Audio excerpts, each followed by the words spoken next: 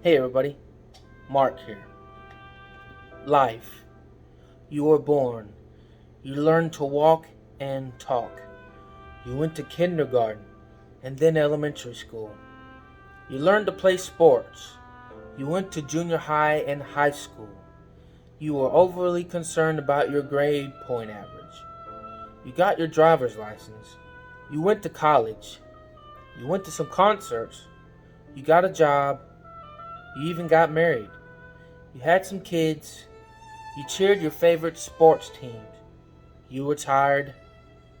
You died. Now what? What happens after we take our last breath? Is there something out there after we die? Your life is a journey that will end sometime and somewhere. Is that all there is? This life and nothing more? What are we even here for? Well, in this book, One Heartbeat Away by Mark Cahill, Your Journey into Eternity, we will find the answers to all these questions presented in a logical, interesting, and a straightforward manner. So who is this guy in this book, and why am I talking about this? Well, if you didn't know, I am a Christian, which means I try to follow Christ, try to be Christ-like, which is Jesus Christ. And so a lot of times I may fail at that. We're human. Our flesh wages war against our spirit. What our spirit man craves, our flesh is against. So we try to do right, then sometimes we don't, or sometimes we mess up. But that's okay. We will never be perfect until we enter in God's kingdom. Now, have you ever wondered if there was a God?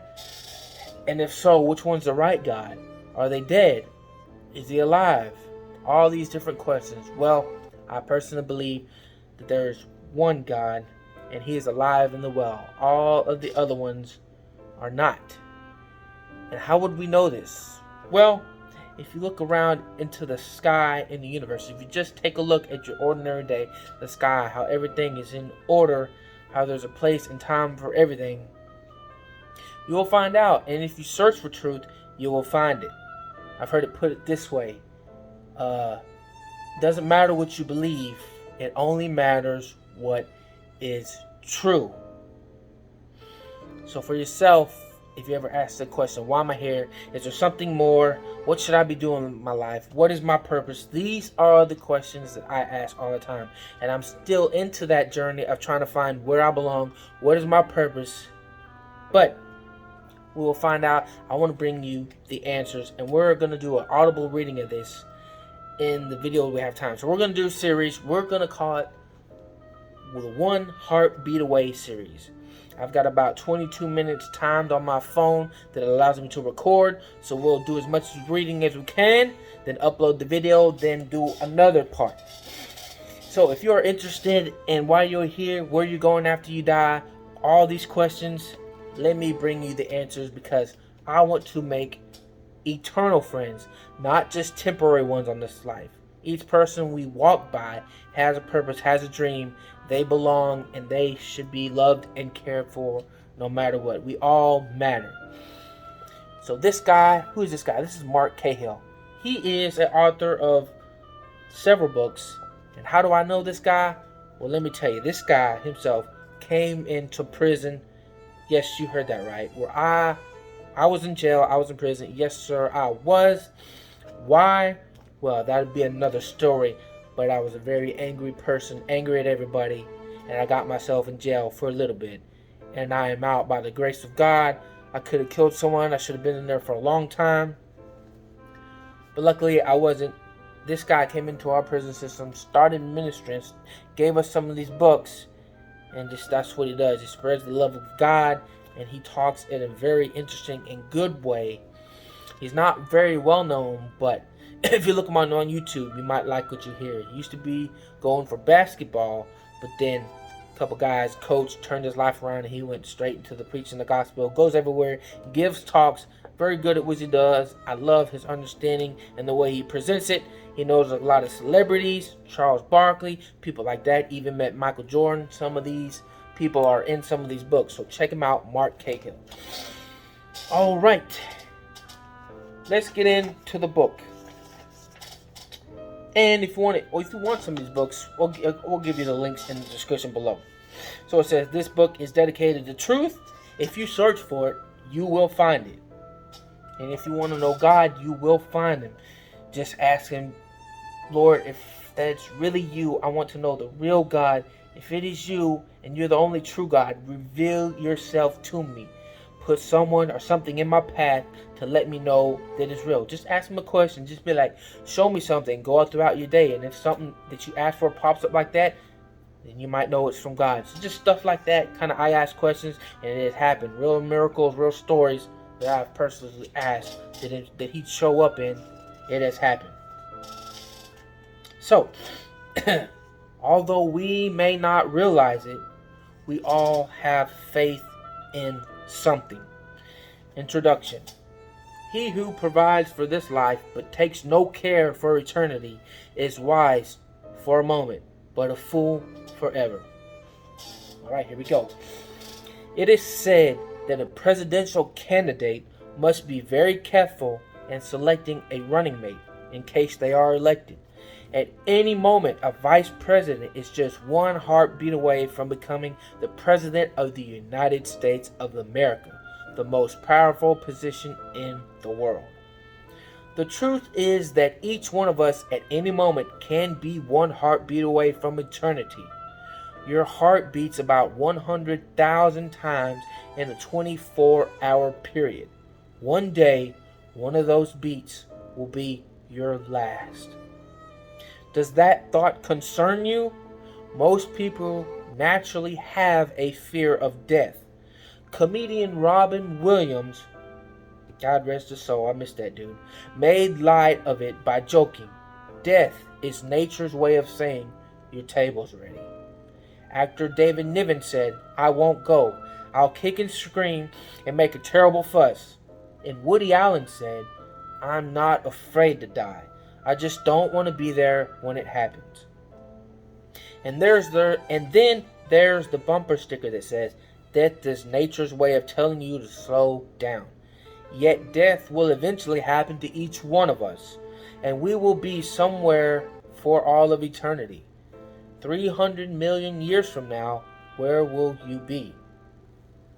It is something all of us consider at some point in our lives. Whether it is an illness, a bumpy plane ride, a car crash, the death of a friend, or a famous person like Johnny Carson, Dale Earnhardt, or the Pope, or a cataclysmic event like September the 11th, the Indian Ocean tsunami, or other natural disasters. Some circumstance will turn our thoughts to what happens when we leave this planet. For that matter, why are we even on this planet? What is the purpose of our existence? Many people think it is just a way. Many people think it is just to go to school, party a little, find a job, get married, have kids, attend sporting events, watch their hair turn gray or turn loose, retire, play golf, or die. But is that the reason we breathe every day? Isn't there more to this journey of life than living and dying? How can we know whether our time on this planet has been successful? Some might say they had a good life if they stayed out of jail and didn't hurt anyone. Others define success as having something or someone named after them. Maybe to you a good life is your kids don't get in too much trouble, or if you never have to worry about your finances. What is most important to you in this lifetime? Is it one of the above mentioned things? I asked this question of a man at an airport. This is Mark Cahill saying he asked the question. And then he replied that his family was the most important thing to him, which is a typical answer to this question. I then asked him what would be the most important thing to him on the day he died. When he again answered that it would be his family, I asked him what he meant. Well, he explained that he wanted to ensure he left behind enough money to take care after his family when he was gone. Wouldn't it be important, I suggested, to find out where you are going after you die? and for your family to join you there someday. His eyes widened, and he said he had never thought about that before. Since we are all part of the ultimate statistic that 10 out of 10 people die, where we go when we die, who will be there with us, are things we should all think about. You will leave your body behind, but what about your soul? If you believe that there is something more to your existence than simply this life, you're in good company. According to a recent survey by the Barna Group, 8 in 10 Americans believe in some sort of afterlife. And 79% agree that every person has a soul that will live forever, either in God's presence or absence. When you die, what do you think will be on the other side? There are many different beliefs. For example, Hinduism teaches that an individual is almost endlessly reincarnated based on the law of karma, which says the good and bad deeds and thoughts of a person sends out in one lifetime are done to them in a later incarnation, over and over and over until the soul is absorbed into a divine essence. The Jewish Bible, called the Old Testament by Christians, as well as the New Testament, teach that there is a heaven and there is a hell.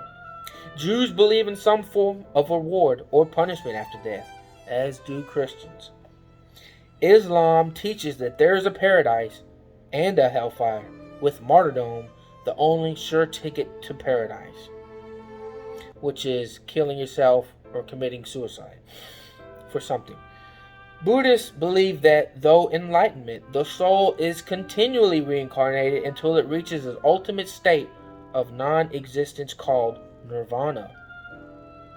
Atheists believe that there is no conscious afterlife. One atheist refers to death as a celestial dirt nap. The New Age movement encompasses many varying beliefs, including the belief that people keep being reborn until reaching oneness with God. There are many possibilities, but which is the one that will happen to you? How can you know what is out there after you draw your last breath? Is it even possible to know? Although the majority of people believe in the existence of a soul and in life after death, many are unsure of their own destination. 1 in 4 adults admits that he has no idea what will happen after he dies. An amazing 2/3 of atheists and agnostics accept the existence of an afterlife. So it's obvious that many people have not carefully thought through what they believe and why.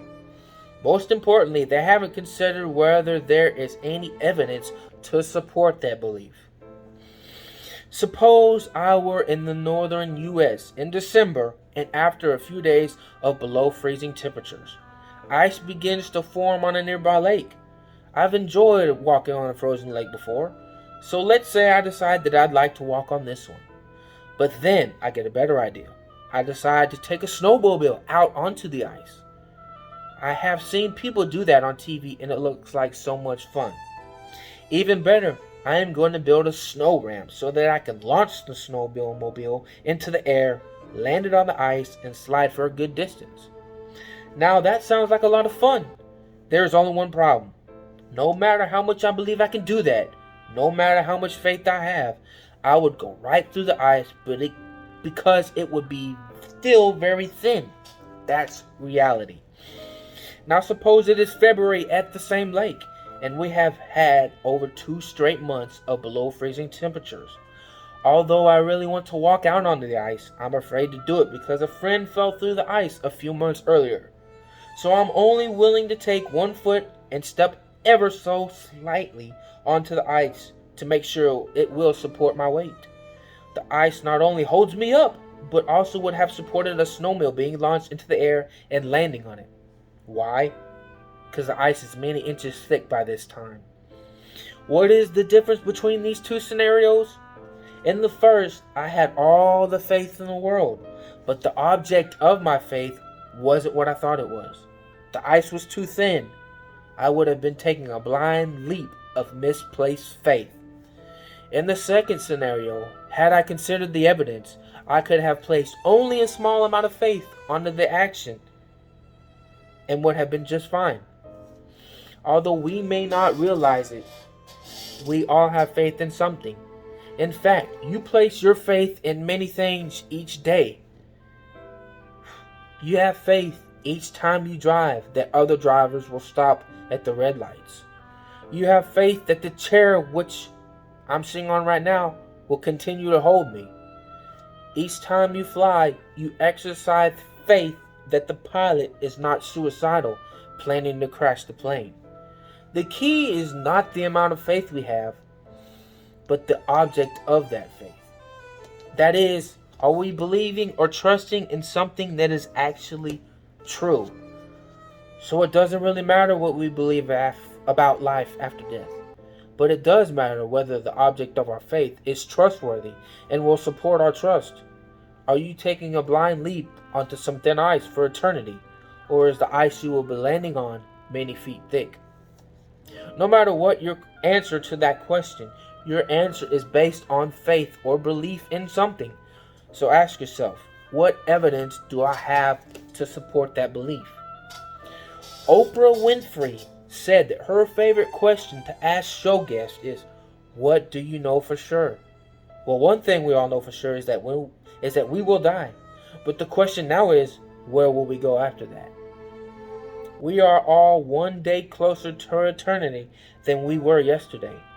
No matter what or whom you have chosen to place your faith in, you are betting the only life you have, your eternal well-being, on your decision. Have you examined the evidence to ensure that you're making the right choice? For your own sake, you owe it to yourself to fully explore the options. You don't want to be wrong for all eternity just because you didn't take time to consider the evidence. So before your journey into eternity begins, please take a brief journey with me on a search for evidence of eternal truth. Is there a God or isn't there? Is there life after death or not? And how trustworthy is the object of your faith? Sir Winston Churchill said, men occasionally stumble over the truth, but most of them pick themselves up and hurry off as if nothing ever happened. I hope that you won't just stumble over the truth and ignore it, but you will actively seek it and place your faith in it. Let's take a look at some of the evidence to see just how thick the ice will be on the day you die. Let's research the depths of the mystery of eternal truth and see what we find. Let's go. Alright, Chapter 1, Nobel Prize. Something just doesn't come out of nothing all by itself. Abraham Lincoln said, I can see how it might be possible for a man to look down upon the earth and be an atheist, but I cannot conceive how he could look up into the heavens and say there is no God. Many people believe there is no God because they are convinced that science has fully explained how our universe came to be. If there is an actual explanation of our origins, they can think, who needs a supernatural one? Perhaps, like many, you see a contest between science and religion, and I believe that science has been declared the winner, hands down. But does science alone explain this incredibly beautiful and complex creation in which we live? Doesn't its magnificence make you wonder? How does the sun provide just the right amount of energy to light and heat our planet? What makes everything in our orderly world work so well together? How is it that we can predict the precise day of a full moon or eclipse, or determine whether to expect a violent thunderstorm or a fresh snowfall? Where does lightning come from, or a brilliant rainbow? When we see the startling colors of a sunset, we often wonder how such a spectacular display is created. We marvel at the grandeur of mountains and the beauty of the beaches. As I saw the Grand Canyon for the first time, my jaw dropped. The canyon's vastness was awe-inspiring, and its colors were truly amazing. Where did that canyon come from? Every time we look at something built by man, a house, for example, we know it had a builder, someone who assembled it. When we see something that has design, like a watch, we know it had a designer who planned it. When we see artwork like a painting, we know there is an artist who painted it. When we observe order, say 20 Coke cans lined up in a row, we know that there was an order who set them up that way. When we look around the universe at things not made by man, what do we see? We see creation, design, art, and order. So if everything man-made has a creator, designer, artist, or orderer behind it, why would we not think that there is a creator, designer, artist, and orderer behind the universe? Why is it that when we look at Mount Rushmore, we don't say, wow, erosion is an amazing thing. Look how it formed the heads of 4 presidents of the United States. We realize that would be a foolish statement. Whenever we see creation, design, art, or order, isn't it obvious that there was some intelligent force behind it to make it happen? I speak in many venues around the country, so I fly a lot. Once on the drive from the airport, I saw a beautiful sunset. One of those amazing Technicolor displays that keeps changing like a kaleidoscope. I began to pray that someone would see that beautiful sunset and wonder who painted it in the sky. Alright, hold on. The following night was Halloween. I was staying with some friends who had a very large house set back from the road quite a distance. No one had come to the house for candy that night until there was a ring at the door at about 9:30. As the lady of the house went to answer it, I stuck my head around the corner to take a peek. At the door were 2 young ladies, their faces painted like cats. They looked a bit too old to be trick-or-treating, so I asked them their ages. They said they were 20 and 21. I asked them what they were doing trick-or-treating, and of course, they said they wanted some candy. After chatting a few minutes, I brought up a question about eternity. One girl responded, "You're wasting your time talking to us about God. We're atheists." So I asked them what evidence they had found to prove that there is no God. They didn't have any evidence at all, which I found very... Alright, we'll continue. Like many people, they were probably thinking that reason was on their side. Yet, without any evidence to support their belief, what they actually had was blind faith. And they were using that as the basis for their eternal destiny. Some people think it takes blind faith to believe in God. But we use calculated faith for most decisions in life. And we should do the same for our decisions about eternity. I asked them what would be enough evidence to prove to them that God exists. They didn't have an answer for that either. So I told them that I would give them something to think about, and I explained the concept that the universe displays creation, design, art, and order. I asked them if everything else had a creator, designer, artist, or orderer behind it. Why would you think that there is not a creator, designer, artist, and orderer behind this universe? Suddenly their eyes grew wide. One of the young ladies asked, "Yesterday I was walking outside at dusk and saw this gorgeous sunset. And I was wondering to myself, who painted that in the sky?" Within 24 hours of my prayer, I got to meet someone with whom God had answered that prayer. Both young ladies were students at a local art college. As artists, they knew that for every beautiful painting, there must be a painter who created that artwork. And logically, the same would have to hold true for all that is in this incredible universe. Logically, we know that there cannot be an unpainted painting, an unsculpted sculpture, an undesigned design. That just doesn't make sense. And it makes much less sense for us to base And it makes much less sense for us to base our eternal destiny on something that we know is not reasonable. I was talking with a man one day in downtown Atlanta, and I asked him a question about spiritual matters. He replied that he was an atheist and that there was no way to prove that there is a God. We were standing among tall buildings, so I pointed to one of the skyscrapers and said, "Prove to me that there was a builder for that building." He answered, "That's easy. The building itself is proof that there is a builder." He was 100% correct.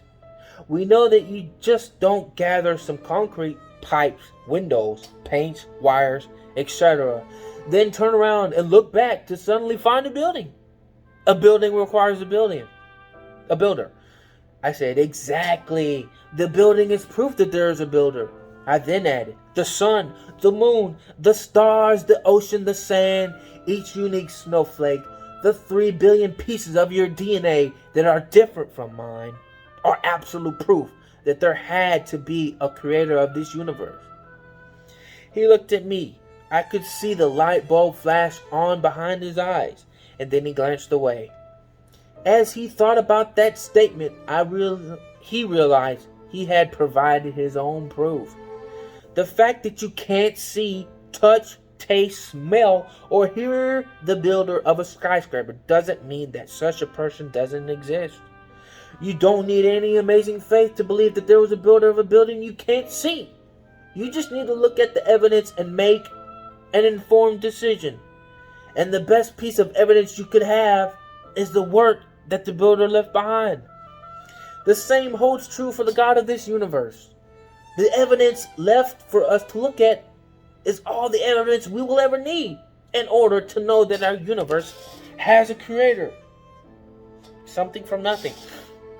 Imagine this scenario. Billions of years ago, a dark substance began to evolve from nothing. It came out of nowhere. Then there was a big bang. We don't know what caused the bang or why it happened. As many millions of years passed, this substance developed a fizz to it and became sweet.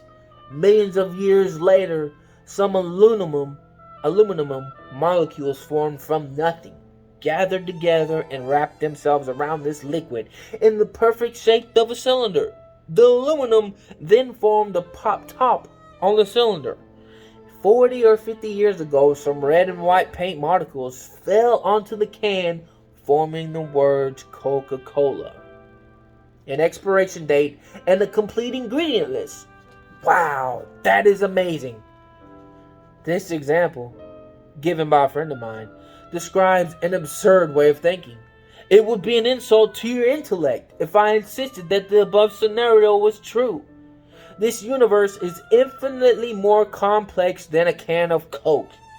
Yet for some reason, people are content to believe that it just came out of nowhere, that something came from nothing. But if a Coke can and its contents couldn't happen by random chance processes, how could something as orderly and intricately designed as our universe have been assembled merely by chance?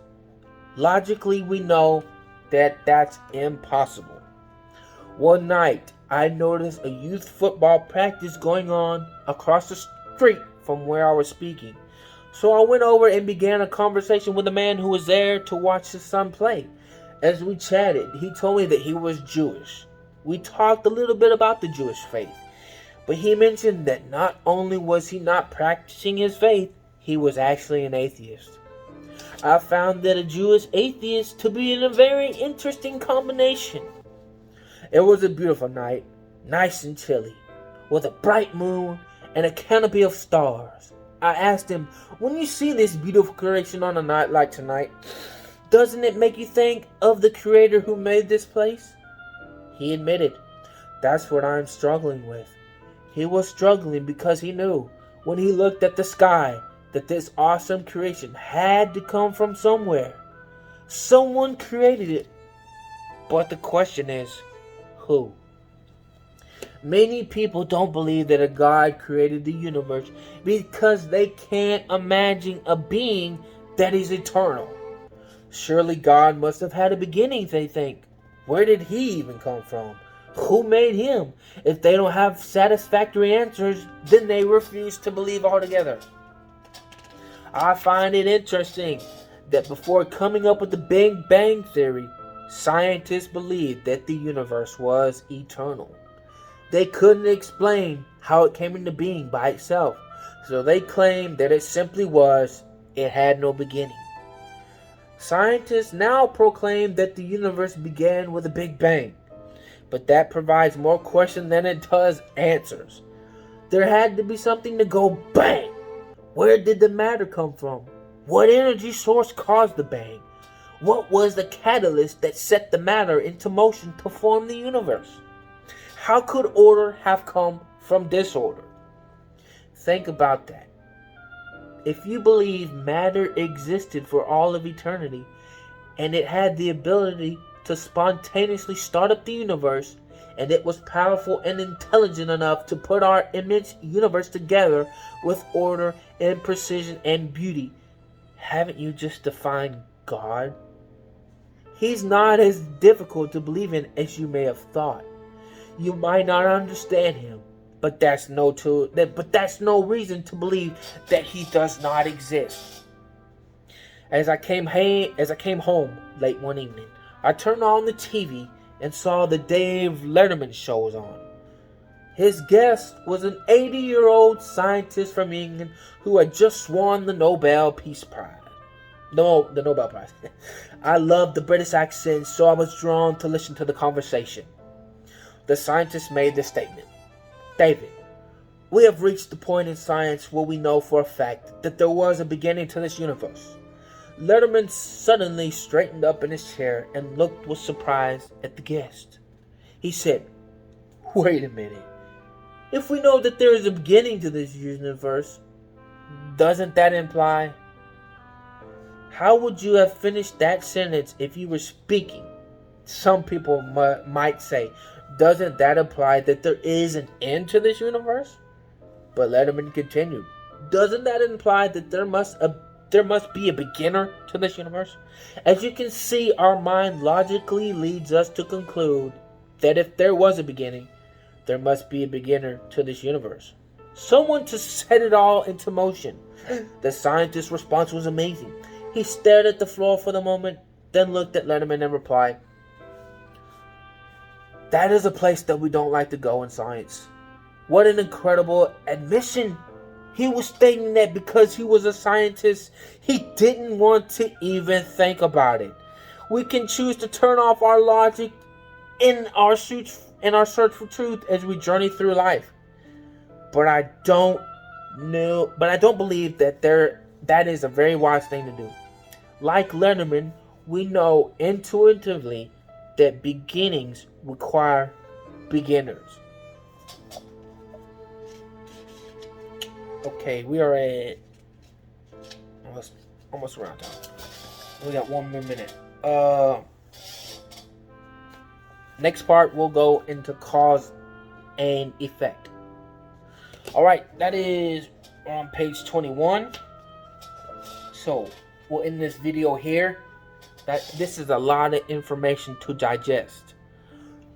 But just think about some of the questions that's already been presented in here. If there is an order, a creator, a design to everything else. If I can line up these G Fuel cans 2 by 2, doesn't that imply that there was some order to it? So think about that. Is there an order, designer, and creator to the universe? I think there is. Like and comment below. We'll see you in the next one.